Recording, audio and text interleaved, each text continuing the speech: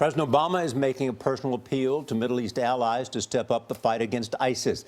The president met this morning with Gulf Arab leaders at a security summit hosted by Saudi Arabia. Margaret Brennan is in Riyadh with why the president is facing skepticism. Margaret, good morning.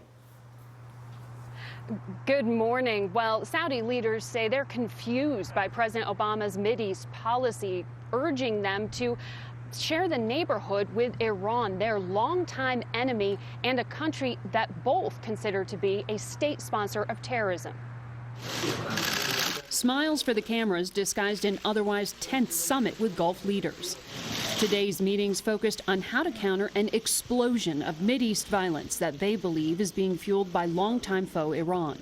It's always a pleasure to see you. The U.S.-brokered nuclear deal has also made rulers here deeply suspicious of President Obama's intentions. Saudi leaders in particular feel he has jeopardized their status as America's key ally in the Middle East. Deputy National Security Advisor Ben Rhodes. We certainly understand this is their neighborhood. They're worried about Iran and what its agenda is and the actions that they've taken.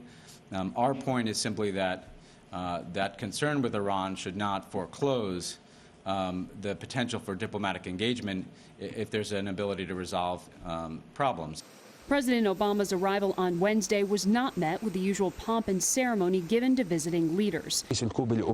It also wasn't broadcast on state TV, but U.S. officials denied that was a snub. And in a 2-hour-long meeting yesterday, President Obama tried to clear the air with King Salman. But frustrated Saudi leaders are already looking towards the next U.S. president, whether it's Hillary Clinton or even Donald Trump.